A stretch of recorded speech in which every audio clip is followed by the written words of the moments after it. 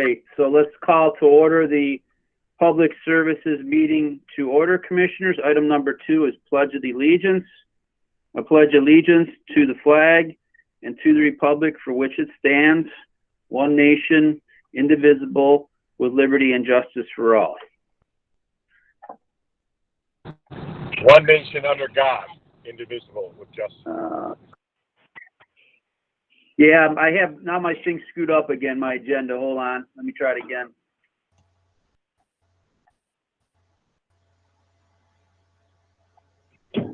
Yeah, I got adoption of the agenda now, went back on. Okay, pledge is done. Number 3, we need a motion to approve the agenda, Commissioners. Romano approve the agenda. Moved by Romano, supported by Kraft, I believe that was. All in favor, please vote.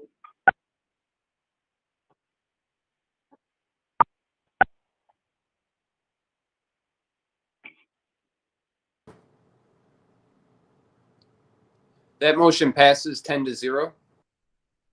Great. Item number 4 is approval of the minutes. We need a motion for that, item A through D. Moved by in Leonetti. entirety. Moved by Leonetti, supported by Romano. Please vote.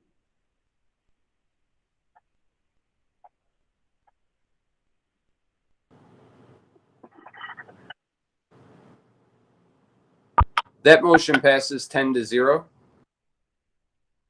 Thank you. Item number 5, public participation. Is there anyone who wishes to address this body? You can only speak to items that are pertinent to today's agenda. Only items on the agenda today. Anyone from the public?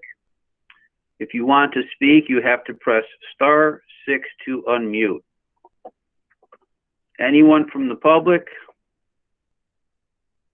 Seeing no one from the public, we'll close that portion of the agenda. Go on to item 6A, Resolution 2025-257, resolution pledging full faith and credit for Lake St. Clair Clean Water Initiative, refunding bonds, Series 2020. I'll take a motion for this, please. Moved by Leonetti.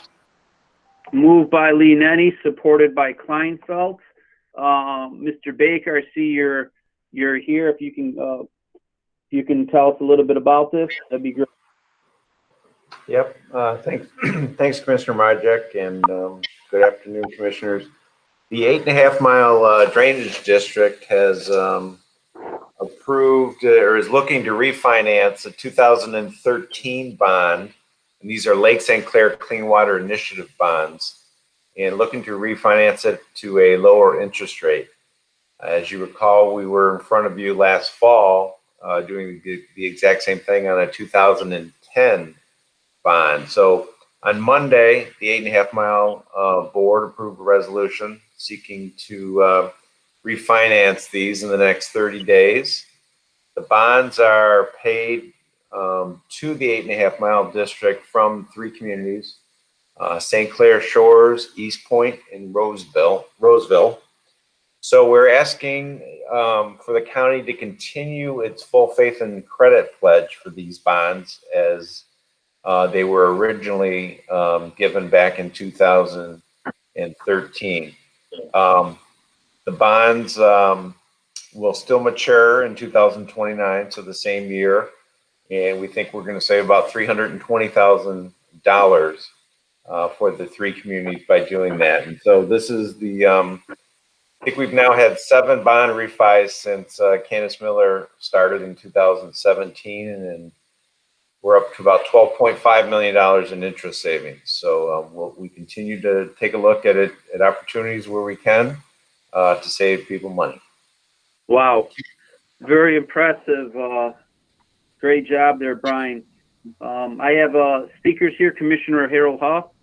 Thank you, Chairman. And Brian, I think it's noteworthy that the drain board communities have already approved this, and the fact that the local municipalities are aware of it and they have approved it as well. Thank you, Chair. Thank you, Commissioner Haw. Any other questions or comments for Brian, Commissioners? Seeing none, we do have a motion. Please vote.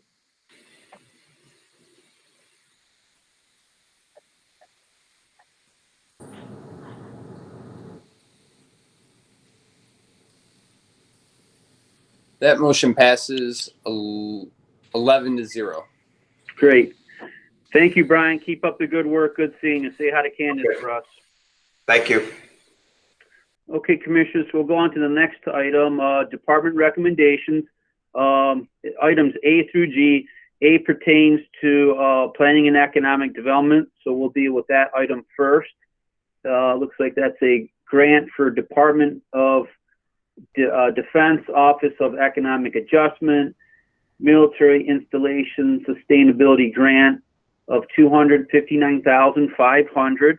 If I can first get a motion and support with this, then we'll have Vicki speak on this, please. Motion to approve, Hall. Motion to support, Romano. Support. Okay, so moved by Commissioner Haas, supported by Commissioner Romano. Hi, Vicki. Welcome. Good to see you here today. The floor is yours. Well, good afternoon, Commissioners. It's great to bring this forward. It's not COVID-19 related, so it's kind of getting back to our strategy going into 2020. This is an OEA grant, very similar to the sustainability study that's currently underway for $259,500. We'll be working really strongly with our partners at the Detroit Arsenal on this particular. It's a military installation resiliency study. Really looking at it from twofold. One is emergency preparedness, identifying the threats. This could include threats to our energy, our grids, as well as gas or water. There's definitely assets at the Detroit Arsenal that we want to make sure that we protect. And then part of this is preparedness, really pulling together a stakeholder group, which includes Macomb County, includes Selfridge, as well as the city of Warren, so that we can put together a strong plan in the event that there was an emergency. With this particular proposal, with this grant, we do need to contract that out, similar to what we've done with the previous OEA study.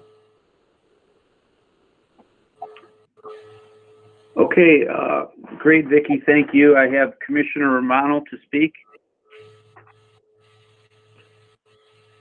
Thank you, Chair.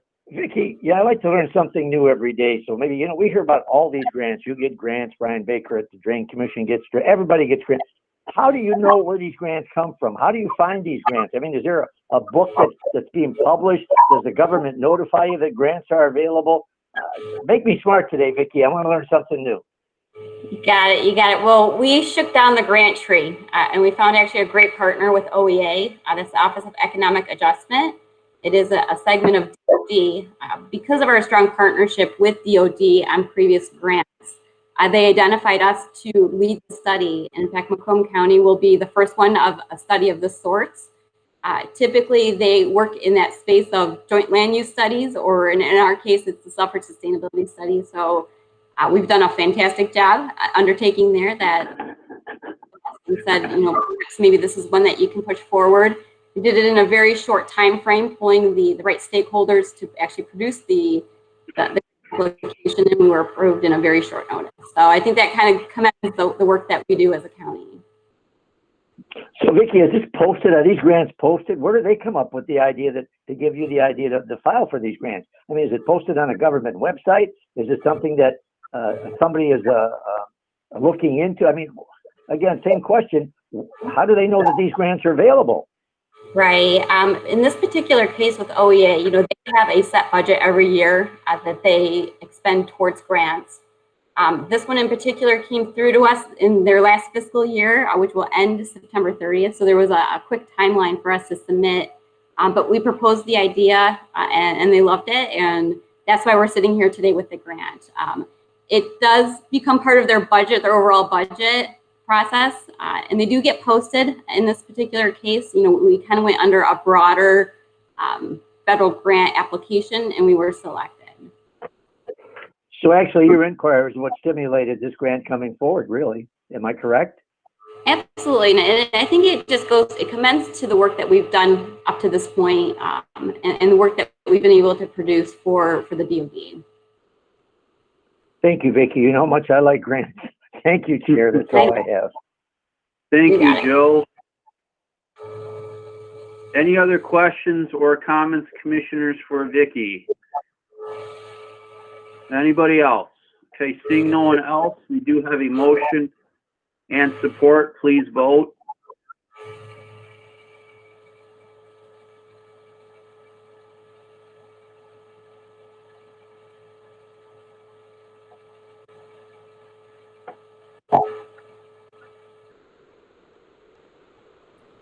That motion passes 11-0. Very good. Thank you, Vicky. We'll see you later. Be safe and healthy. You got it. Same to you. Thank you. Okay. So commissioners, the next items B through G all pertain to Brian Santo. I guess I can accept the motion for B through G without objection, or we could take each one line by line. But I'll open up the floor for motion B through G. That's okay.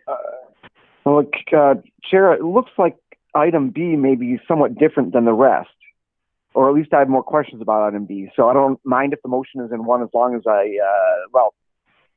I'll move item B. Okay, so what we can do, Leon, is I'll accept the motion for all items, and then we'll just take each item one by one if there's any questions. Does that sound okay, Leon? It sounds okay, as long as I don't want to vote against one specific item, which I don't anticipate, but it may be. Okay. Chair, Why don't we go ahead? Chair, he moved item B, so if you get for support, we could deal with item B and then deal with the rest of them. Let's do that. I'll support item B. I'll support Leon's motion for item B only. Okay, so Leon made, I didn't hear that correctly, but Leon made the motion for B, supported by Leonetti?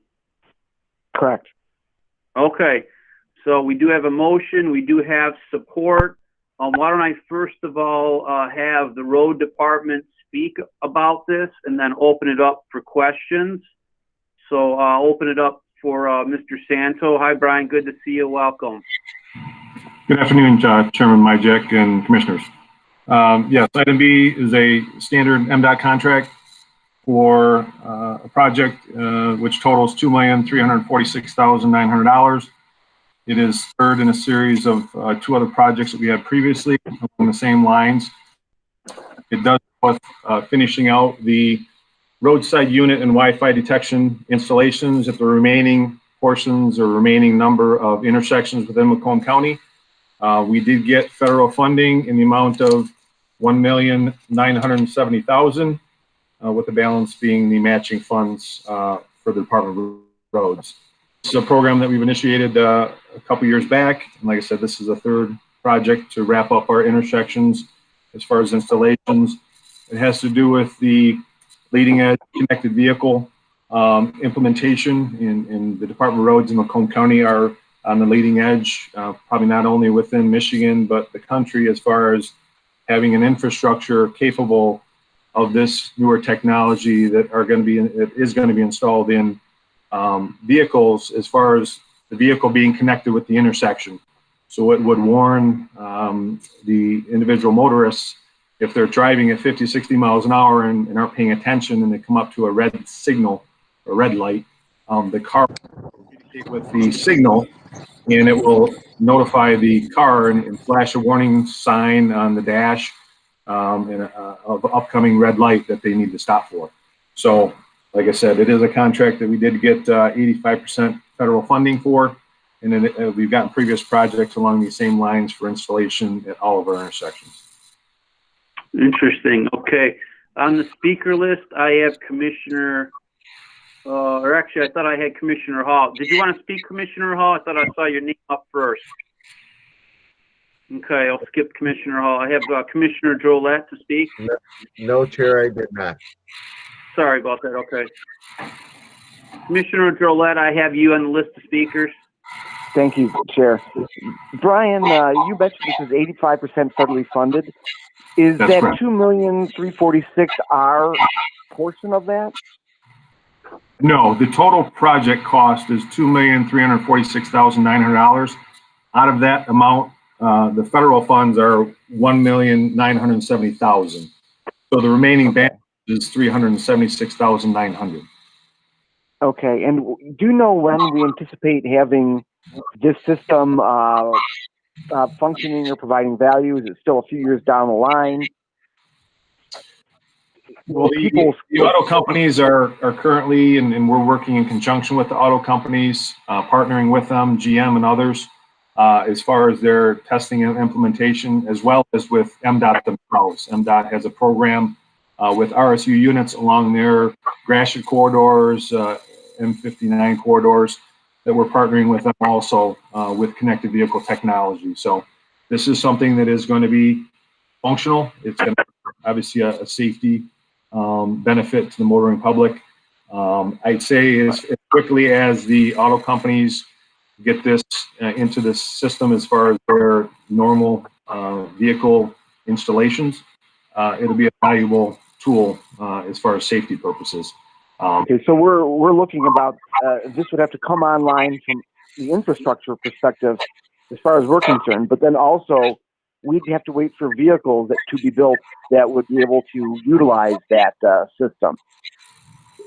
So They it are may be working on that, and it will be implemented very soon. I would say within the next year or two, as far as seeing vehicles with this standard technology in it. Okay, but our current vehicles that we're driving around today in are not likely to be able to benefit from this. It'd be vehicles that would be purchased in the near future. Yes, I believe the technology is continuously being worked on. It's been worked on for years, and it is something that is coming. It will be installed as a safety feature. It not only will communicate with the okay, but Brian, you said those things. I'm wondering, will my current vehicles be able to use these now, or is it future vehicles? I can see if the electronics in the current vehicles they're establishing, obviously, all vehicles are pretty much all electronics, less mechanical parts. I can check current vehicles if they would be able to apply technology or not. I guess that's something I'd have to check for current vehicles that are being produced now. Okay, I mean, I'm just wondering about how long-term an investment are we making? If the system won't be up and running for 2-3 years because it takes that amount of time to get this in place, I'm fine with that. I just want to know, and then if we have to wait another X number of years as the vehicles are being built that can utilize the system, I just think we want to know what type of investment we're making. I'm going to vote for this, especially since it's 85% grant funded. And I'm hoping that I just want to have an idea of when we're going to start to see some of those benefits. But I would say sooner than later. I mean, I don't have an exact date, but it's not going to be 5-6 years down the road. It's going to be probably a year to two when this is going to be functional as far as vehicle use. But Brian, I don't think that my 2016 Jeep Cherokee is going to be Wi-Fi equipped enough for this to reach it and to communicate with it, or will it be? Is this going to be able to send a message to my current car as I drive down the road, telling me that a light is turning red, or do I have to get a new system installed in my car? And that's what I can check on as far as current capability of vehicles that are produced from whatever year, recent models. Obviously, you can't have a 2010 or 2005 probably be able to communicate with the technology there was back then. But we are instituting this system to be in place. Obviously, we've done testing with the auto companies, with MDOT. We started out on Mound Road with three intersections that had this technology, and we've had a test bed for other companies as well as GM and others to do testing for this capability and this functionality. Okay, I'm excited by the prospect of it. I think it has great potential.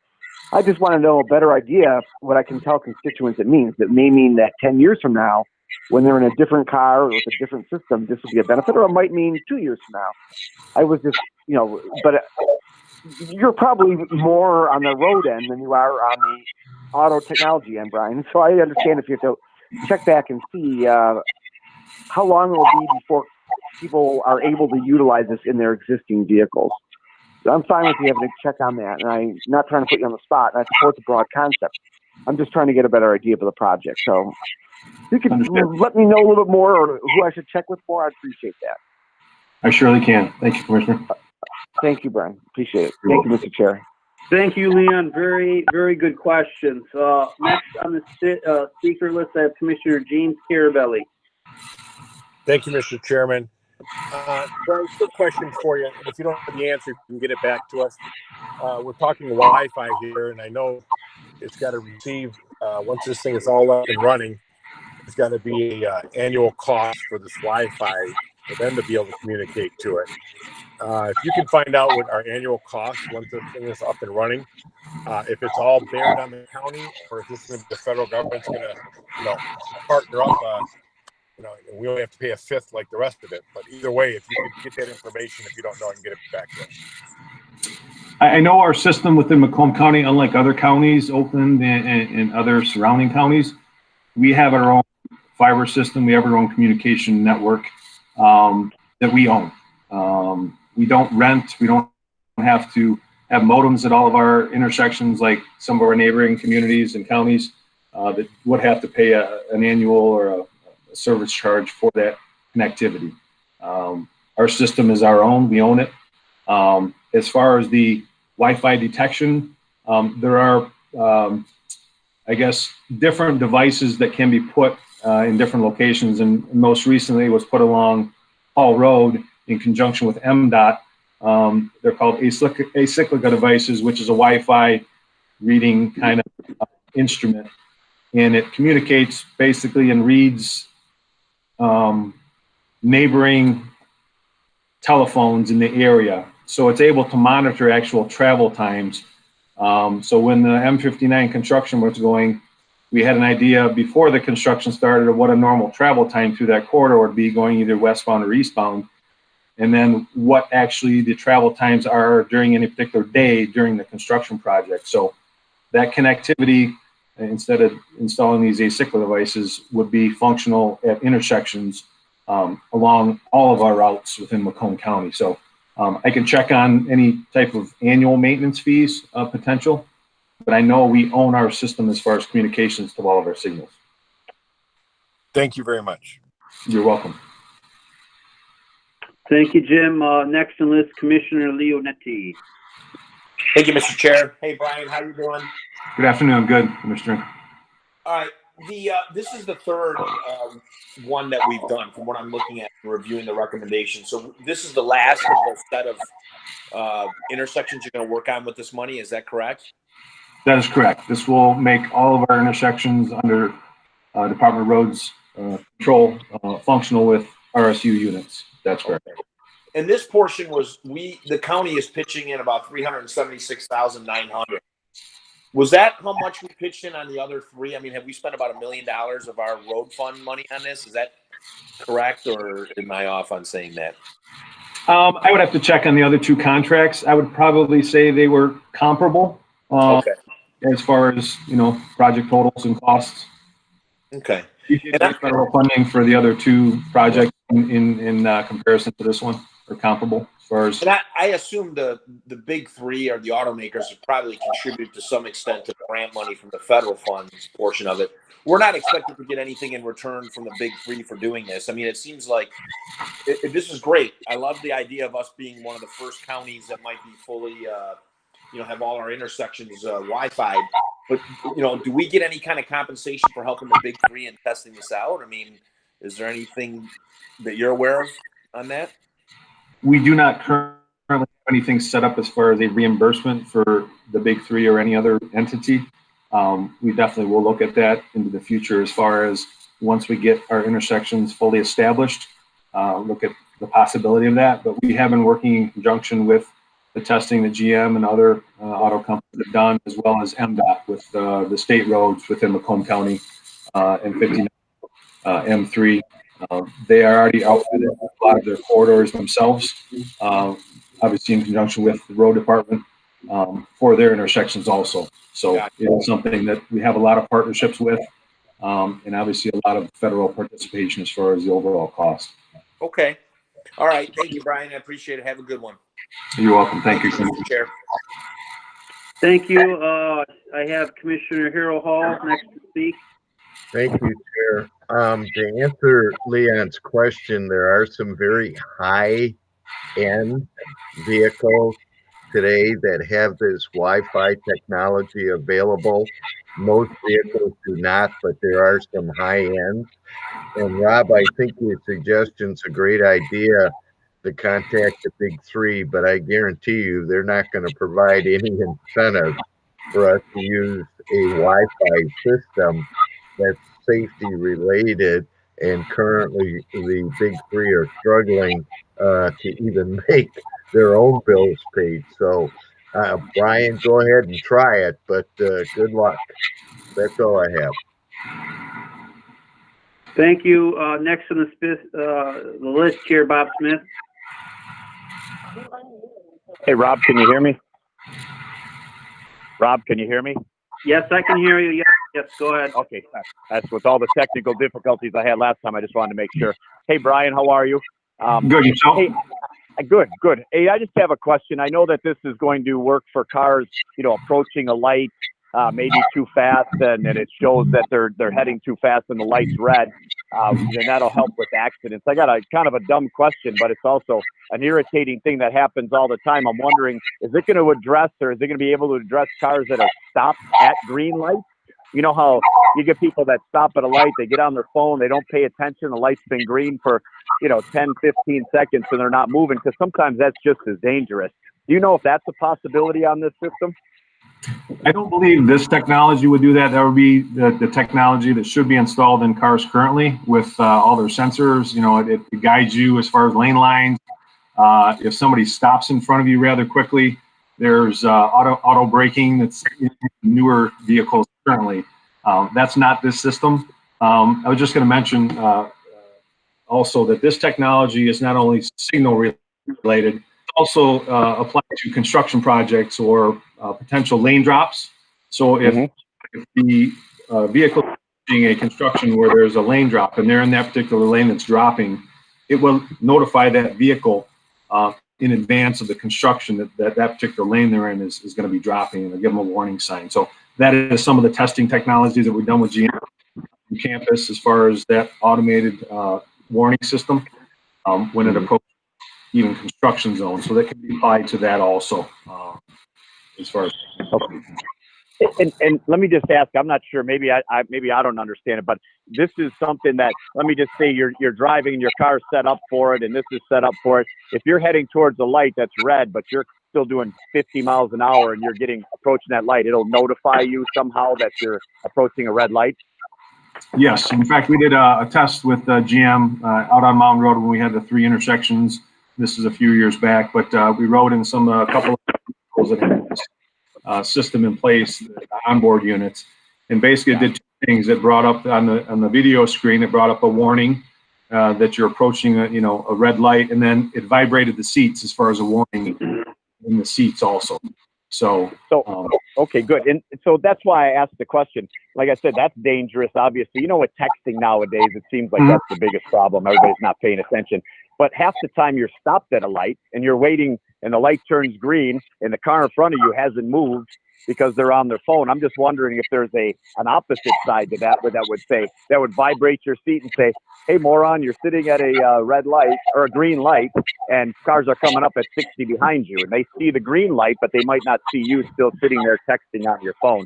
So it would seem like the capabilities might cross over for something like that. So I was just curious if that was looked into. Yeah, like I said, I believe a lot of the vehicles, the newer vehicles with the options that can be selected, have that currently. If somebody brakes rather quickly in front of you, it'll sense that. It has a sensor in the front of your vehicle. Yep. That would warn you. I get that, yeah. Or if somebody stopped and you're approaching them very quickly, it would sense that also. Yeah, but most of it comes out of more irritation of being behind them and having to blow the horn all the time. So that would, alleviate some road rage maybe. But anyway, thanks a lot, Brian. You're welcome, Commissioner. Thank you, Bob. Any other speakers for Brian on this item, Commissioners? I have no one else on the speaker list. Okay, seeing no one else to speak, we do have a motion that is supported. Please vote. And again, this is for item B only.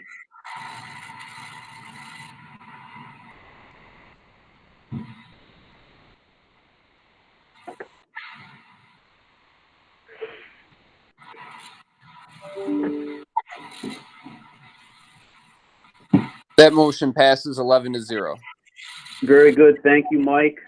Next on the list, I will entertain a motion without objection for items C through G. Do we have a motion and support?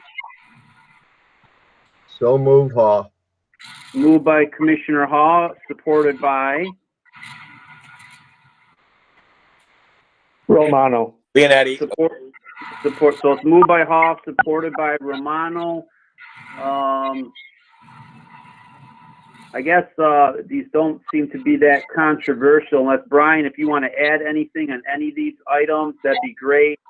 I can run down just real quick. C is just a non-motorized path project. It's a TAP grant funding. It's transportation alternative program funding.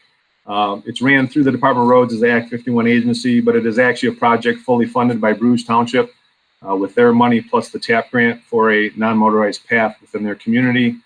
D and E are cost share agreements with Clinton Township. We have partnered with them in the past as far as some of their infrastructure projects, mostly water main projects that they move forward with. They ask us if we would like to participate with the road work beyond and outside of the limits of, their water main work. And we partner with them with these two as well as other projects and do a 60-40 cost share, 60% on the township, 40% on us, which is standard for a local road within the township community.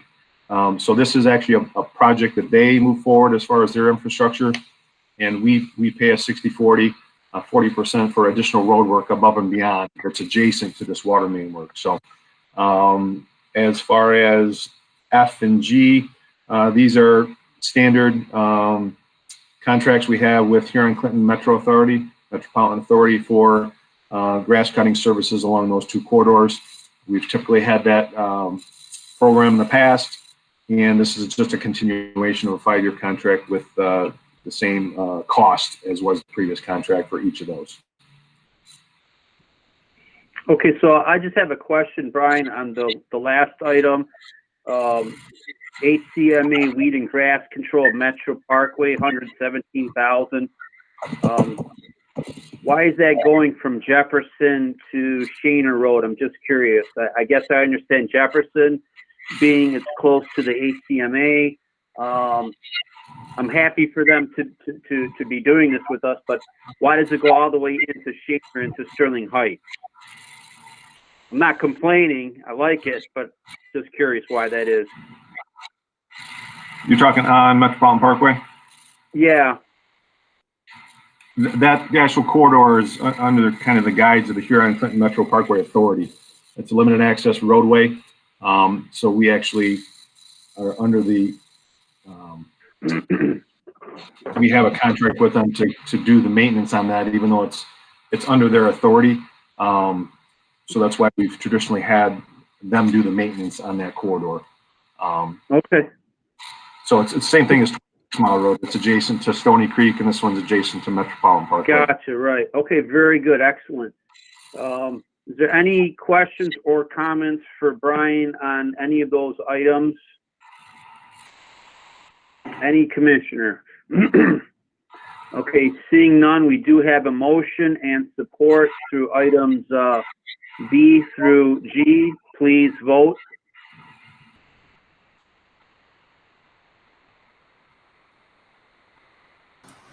That's C through G.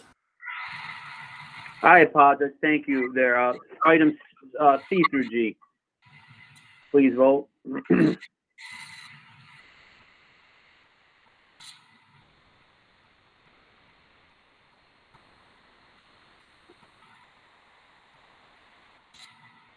You there, Mike Keys? There we go. Yep. Okay. That motion passes 10-0. Great. Thanks a lot, Brian. Be safe. Have a good day. Thank you, commissioners. You too. Take care. Next item is correspondences. I'll accept a motion for the correspondences A through E to receive and So file. moved by Romano. So moved, Carabelli. Moved by Romano, supported by Carabelli. We have a motion. We have support. Any questions on any of these items, commissioners, or comments? Seeing none, please vote.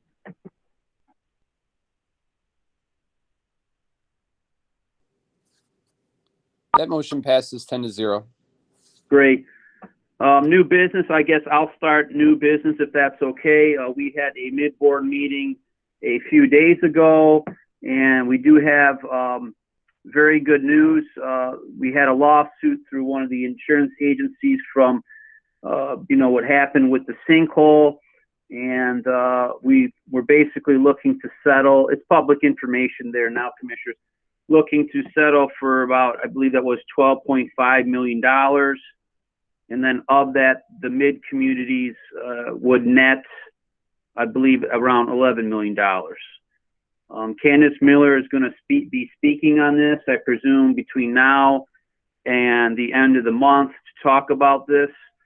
So stay tuned, I guess. Okay. Is there any other new business, commissioners? Any other new business? Okay, seeing no new business, we'll close that portion, go on to public participation.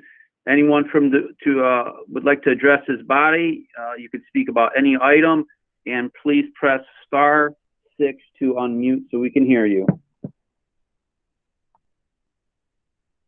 Anyone from the public, again, *6 to unmute allows you to speak. Third and final time, anyone from the public? Okay, seeing no one from the public, I'll take a motion to adjourn. Motion to adjourn, Drolette. By Drolette, supported by, I believe, Duje. Do you support that, Andre?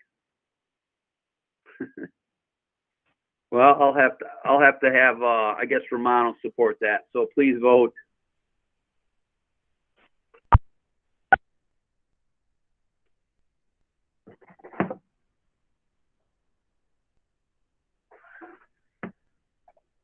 And next meeting is records and public safety tomorrow, 3 o'clock. Thank you, commissioners. Be safe.